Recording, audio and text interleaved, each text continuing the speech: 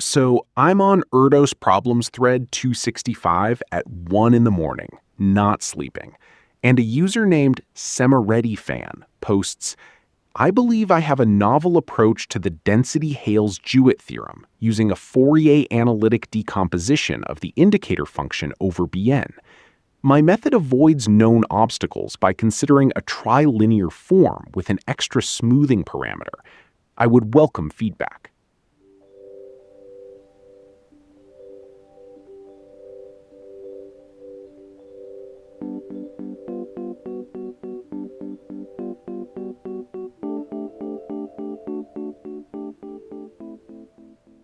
Oh no. 4 minutes later, first reply from a guy whose handle is just the archivist. This is covered in threads 14, 89, 133, 201, and 262. Please read the previous 264 threads before posting. Also, your smoothing parameter is unbounded in the limit, and your decomposition ignores the equal slices measure. 4 minutes. That's not a reply. That's a reflex. The archivist has a keyboard shortcut. So I go back to thread 262, and it's the same user, Semaretti Fan, apologizing for not reading thread 201, where the archivist told him to read threads 14 and 89. And thread 201 is somebody else making a Fourier approach, and the archivist says this fails for the same reason as the approach in thread 13. See also thread 14. It's turtles all the way down. But the turtles are just compressed PDFs of failed Fourier decompositions. Right. Infinite regress of people who thought they had a new idea, but the new idea was already crushed in 2009 by a pseudonymous commenter with a signature that's just an M dash. There's something almost beautiful about it. A total knowledge archive where every enthusiasm is pre-mourned. You don't even get the fun of being wrong in an original way. But here's my thing. The user is named Semaretti Fan. They know enough to reference Semaretti. They've read some papers. They're not a complete crank. And still, the forum norm is you must ingest 264 threads of prior failure before you're allowed to fail yourself. It's the DMV of intellectual curiosity. Take a number. Your new idea will be processed in the order received, which is never, because we already refuted it in 2016. But the archivist isn't wrong. The smoothing parameter is unbounded. I checked. It's unbounded. Of course you checked. I had to. The post has this weird confidence. I would welcome feedback. That's the saddest 4 words on the internet. It means I have been alone with this for weeks, maybe months. I have built a small, fragile identity around this approach, and I am asking a room full of experts for a glass of water. And instead, they hand me a binder. A binder titled Feedback, 2008 through present, annotated. And the binder is just the same sentence repeated. Read the previous threads. But what's the alternative? You want a math forum where every new person can post the same doomed Fourier decomposition and get a gentle, personalized explanation? That doesn't scale. I want the opposite. I want a forum where the archivists have to write a new refutation every time from memory. No links allowed. If they can't refute it off the dome, they have to sit in silence. That would be a better world. That would be a bloodbath. Exactly. Fresh blood. Not institutional memory, just vibes and chalk dust. But you'd lose the actual knowledge. The reason the archivist can cite thread 133 is because some version of this has been tried 263 times. That's what a field is. You don't get to skip the archive. No, but maybe the archive should be a little less gleeful about crushing people. The 4-minute reply has energy. It's not neutral. The archivist has been waiting by the door for someone to make this mistake. Or the archivist is a bot. Don't do that. Don't give the bot theory. If the archivist is a bot, then the last human feeling on that forum was felt in 2011. There's a real question here about how knowledge communities handle newcomers. We make fun of the Reddit read the wiki people, but the wiki exists because the same 5 questions get asked daily. But the wiki also becomes a moat. The people who wrote it get to feel like gatekeepers, and the person with a new twist, maybe a bad twist, but a twist, gets treated like a criminal. A criminal with a smoothing parameter. Right. And I looked at the actual math because I hate myself. And the twist isn't even crazy. It's just he didn't account for the equal slices measure, which is exactly what the archivist said. So the system worked. The system filtered out a bad idea in 4 minutes. But what did it cost? It cost a man his "I would welcome feedback." The most vulnerable sentence in the English language, spoken only by people who are about to be hit by a bus. And you know he's going to read the previous threads. He's going to spend 2 weeks reading threads 1 through 264, and he's going to come back with a new approach. And the archivist will reply in 3 minutes. This is thread 201 with extra steps. And he'll be grateful, eventually. That's the sick part. The forums work because they break people down into someone who can cite prior work. The archive is a hazing ritual, and the hazees become hazers. I wonder where Semirady is now. Like, right now. It's 2 a.m. He's probably refreshing the thread. He's on page 70 of thread 14, realizing his smoothing parameter was unbounded at the same moment the archivist realized it on site. There's a word for that. Learning. It's not learning. It's being preemptively embarrassed. Same thing in math. Fair. Wait, go back. Before the break, you said math is being preemptively embarrassed. I need that explained because now I'm picturing a number line with anxiety. Okay, so there's this classic problem. Can you have an infinite set of integers with no 3-term arithmetic progression, but it still takes up a non-zero fraction of all integers in the long run? So no number a, b, c, where b minus a equals c minus b, like 357 is out. Exactly. Equally spaced triples are forbidden. And the question is whether you can pick enough numbers to have positive upper density. Upper density. See, that's where I stop you.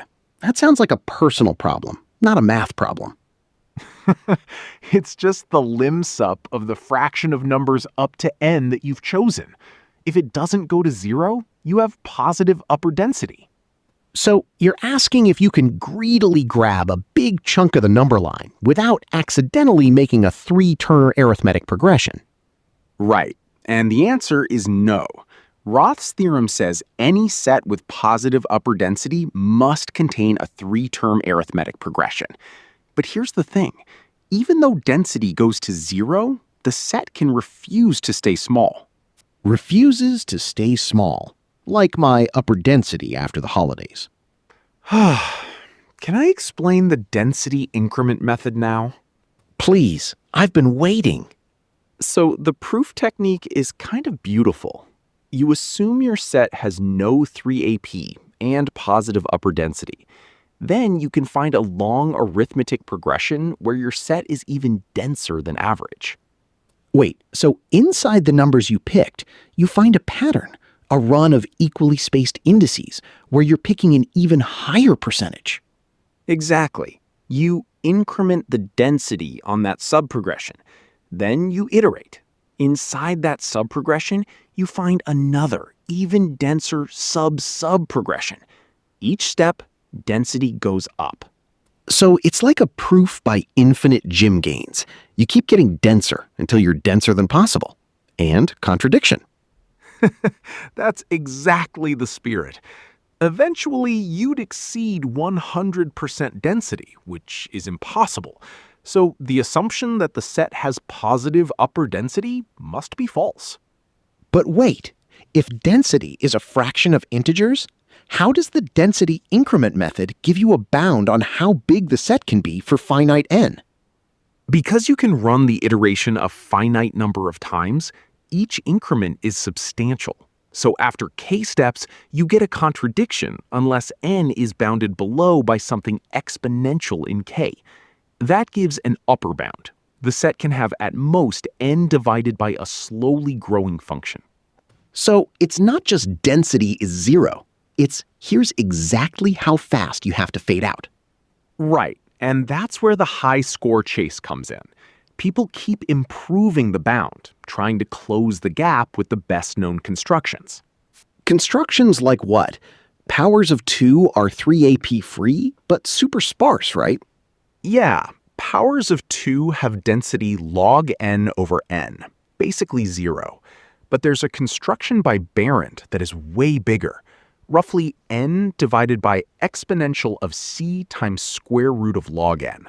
It's 0 density, but absurdly slower than powers of 2. So it's a set that is technically vanishing, but in the most stubborn, passive-aggressive way possible. Exactly. It refuses to stay small. And the gap between Barron's lower bound and the best upper bounds from density increment methods is still huge. Like n divided by log to some power versus n divided by exp root log. That gap is the whole game. So math's version of a high score chase is literally just trying to make a set as big as possible without accidentally forming an AP. Like a game of don't step on the cracks, but the cracks are arithmetic progressions. Yes, and the density increment method is the main tool for proving you can't step on too many cracks. But is this important, or is it just mathematicians entertaining themselves? It's connected to prime number distribution and combinatorial number theory. Roth's theorem is a cornerstone. The techniques leak into computer science, algorithms, coding theory. So it's like CrossFit. Weird movements that make you better at other weird movements. Fair. But the density increment method is genuinely a clever structural insight. It's not just brute force. It says that if a set is too dense and avoids 3 APs, it must have hidden arithmetic structure.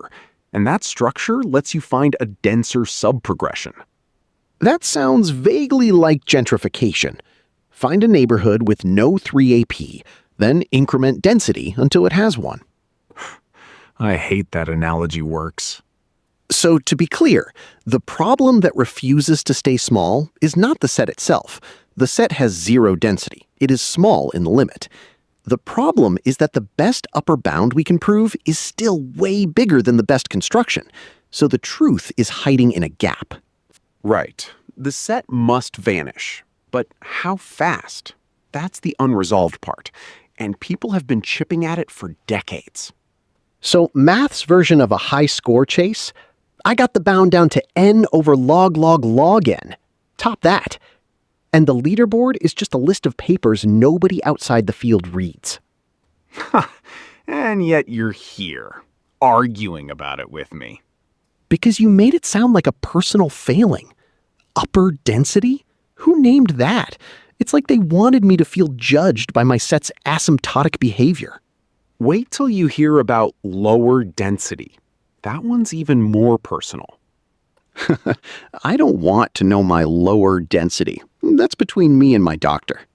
You said lower density is between you and your doctor, but apparently it's between everyone and r/number theory.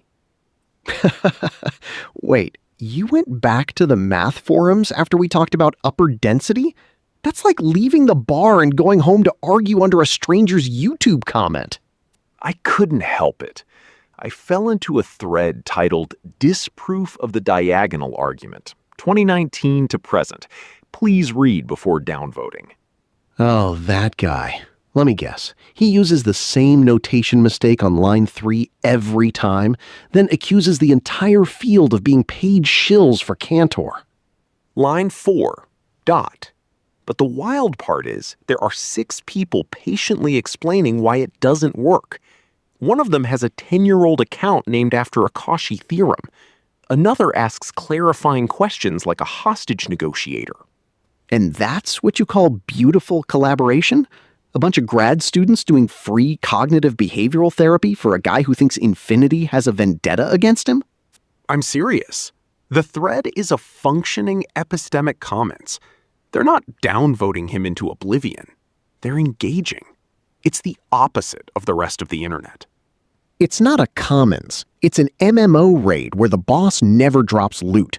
The guy is farming engagement. He's been doing this since 2019. That's not someone who wants to learn. That's someone who wants an audience for a proof he knows is wrong, and the regulars are paying him an attention. But that's the point. The regulars aren't there for him. They're there for themselves, to practice explaining why a diagonalization works. It's like a free teaching gym. It's a support group for people who can't let go. The regulars can't stop responding, the crank can't stop posting, and the lurkers can't stop refreshing. Internet points are just the scoreboard for the disease. So what's the alternative? We shut down subreddits because some people are dysregulated? Because that's the whole internet. At least math forums have rules of engagement and actual proofs. I'm not saying shut them down. I'm saying we shouldn't romanticize the dynamic.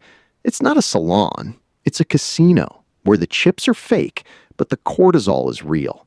And the house always wins because the platform harvests the traffic. See, this is where you get too structural. The people in that thread are choosing to be there. Posting a careful derivation of Cantor's theorem for the 100th time isn't exactly wage labor.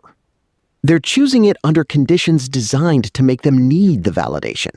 The points, the flair, the top comment markers, it's gamified reputation.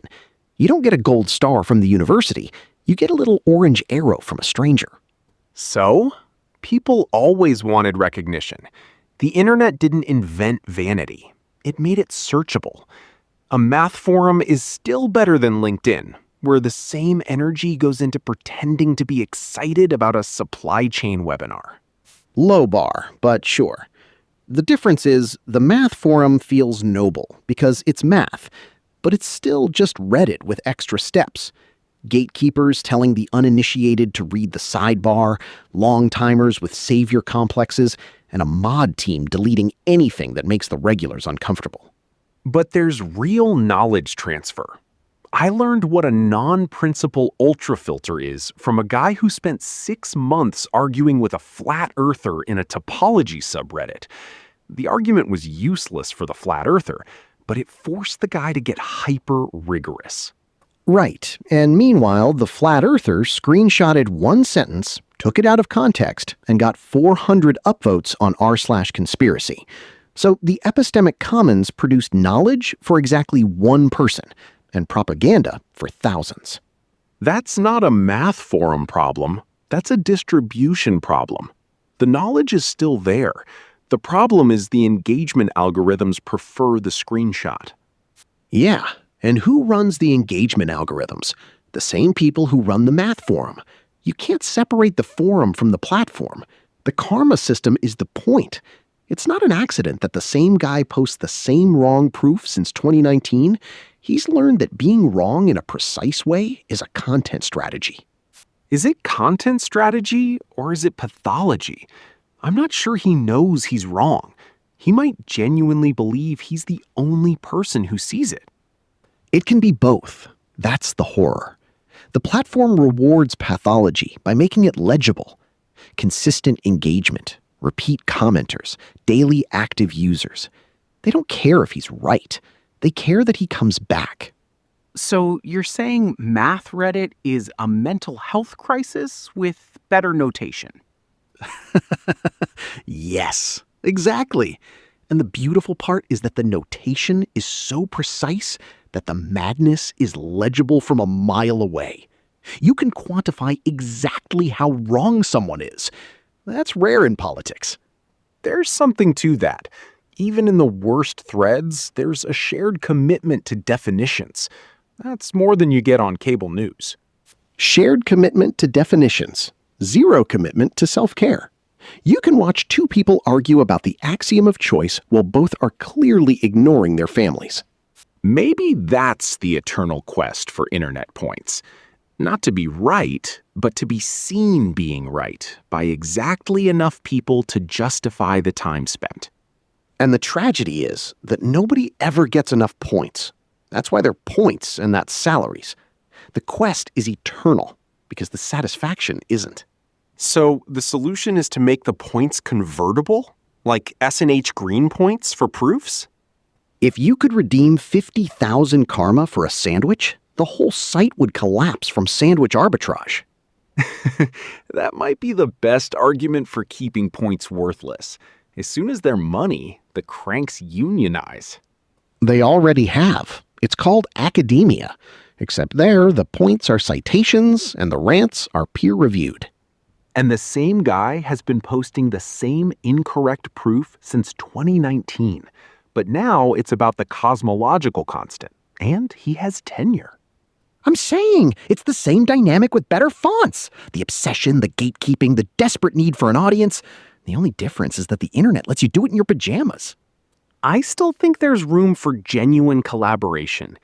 I saw a high school kid post a proof attempt, get gently corrected, and then come back 2 months later with a better version.